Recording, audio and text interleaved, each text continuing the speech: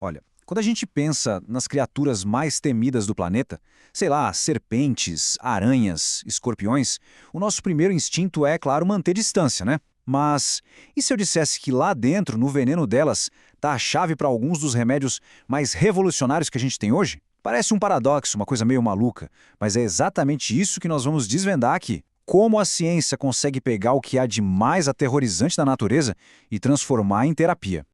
Nossa jornada vai ser dividida assim. Primeiro, a gente entende o arsenal da natureza, depois se pergunta, é veneno ou remédio? Vamos conhecer as curas que vêm de lagartos, caracóis e aranhas, decifrar a chave do paradoxo, espiar a farmácia do futuro e, por fim, entender por que tudo isso é uma biblioteca em risco. Vamos lá! Ok, vamos começar pelo básico, né? A visão que todo mundo tem do veneno é bem direta. É uma arma biológica, ponto. Uma arma que foi aperfeiçoada por milhões de anos para caçar, paralisar, se defender. É a força da natureza na sua forma mais implacável. Para ter uma ideia do poder disso, é só olhar os efeitos da picada da jararaca, uma cobra que todo mundo aqui no Brasil conhece bem. Os sintomas são, francamente, aterrorizantes. O veneno vai direto no sistema circulatório e causa um estrago, impedindo o sangue de coagular. É um ataque sistêmico, pensado para incapacitar a presa o mais rápido possível. E não é só a jararaca, claro. Tem o monstro de Gila, o caracol do cone, a aranha armadeira. Cada um deles tem um coquetel molecular único, uma mistura de dezenas, às vezes centenas de toxinas que trabalham juntas. Mas o objetivo é sempre o mesmo, causar um colapso fisiológico que seja rápido e eficiente.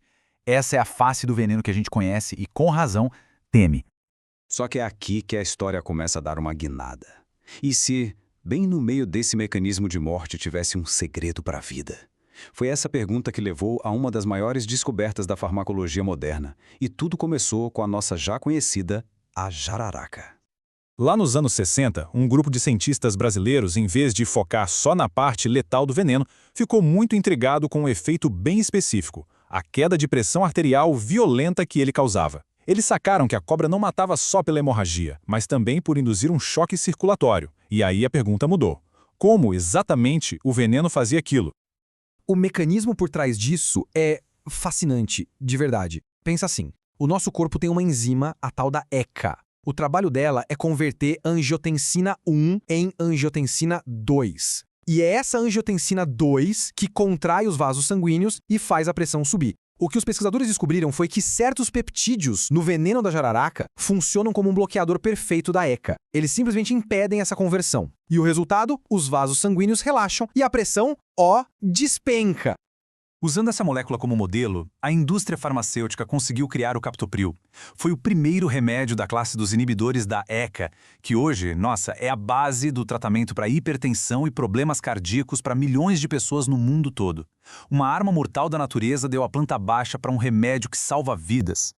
Então, a jararaca abriu a porteira, sabe? Provou que era possível. E o mais legal é que não foi um caso isolado. Esse padrão se repete, e em criaturas ainda mais inesperadas. Agora conheçam o monstro de Gila, o único lagarto peçonhento dos Estados Unidos. A picada dele é famosa por uma dor excruciante. Mas, de novo, os cientistas foram além da dor e foram investigar os componentes da saliva dele. E o que eles acharam lá mudaria para sempre o tratamento de uma das doenças mais comuns do mundo. Para a gente entender essa descoberta, precisamos falar rapidinho do GLP-1. É um hormônio que o nosso intestino libera depois que a gente come. Ele ajuda a regular a insulina e também dá aquela sensação de saciedade. Em quem tem diabetes tipo 2, esse sistema pode não funcionar direito. E aqui está o pulo do gato. O veneno do monstro de Gila tem um peptídeo chamado hexendina 4. Ele é quase idêntico ao nosso GLP-1, só que com uma vantagem evolutiva brutal. Enquanto o nosso hormônio se degrada em minutos, a hexendina 4 dura horas no corpo.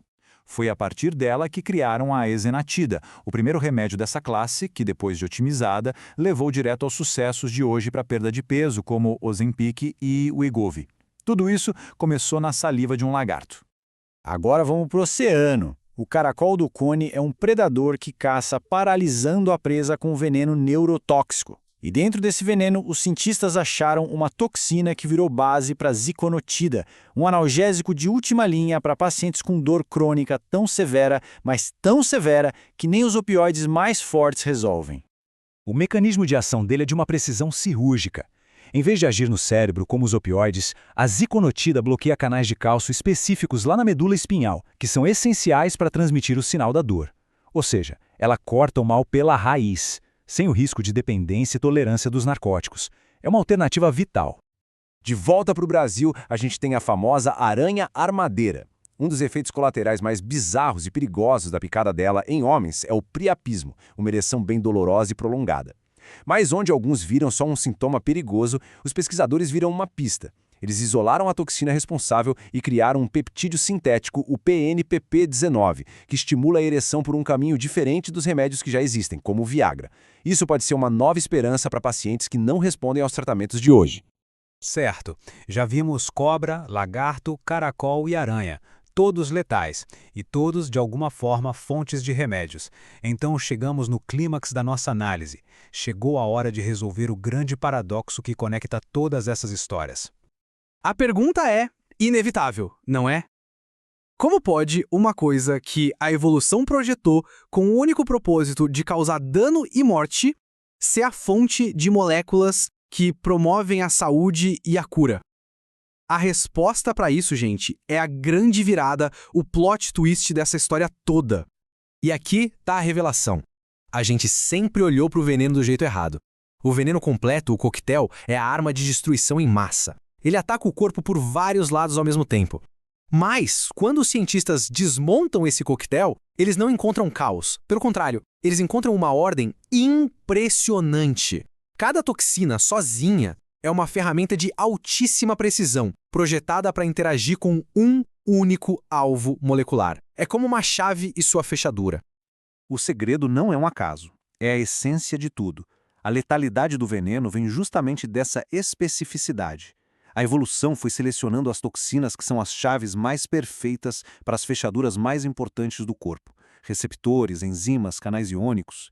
E é exatamente essa precisão que a farmacologia moderna tanto busca. Em vez de criar chaves do zero, a natureza já nos entregou os projetos mais eficientes que existem. A ciência só precisa copiar e adaptar para o nosso bem. Com esse novo jeito de pensar, o campo da toxicologia explodiu. A gente não está mais olhando só para os suspeitos de sempre. A busca por novas curas se expandiu para o reino animal inteiro. E isso daqui é só a pontinha do iceberg. Tem pesquisa investigando toxina de escorpião contra câncer de mama, de aranha contra leucemia, de cascavel para criar novos anticoagulantes. Cada bicho é um novo capítulo, uma nova prateleira de possibilidades farmacêuticas. O potencial é imenso. E isso nos traz a nossa conclusão. Essa farmácia natural, incrível, que a gente mal começou a explorar, ela não é infinita, né? Ela está diretamente ligada à saúde do nosso planeta. Como disse o pesquisador Alexandre Tashima, a biodiversidade do planeta é, na prática, uma gigantesca biblioteca farmacêutica viva. Cada espécie, não importa o quão pequena ou temida ela seja, guarda um conjunto único de soluções moleculares aperfeiçoadas por milhões e milhões de anos de evolução. E aqui fica a reflexão final. Toda vez que uma espécie entra em extinção, é como se um volume inteiro dessa biblioteca fosse queimado para sempre.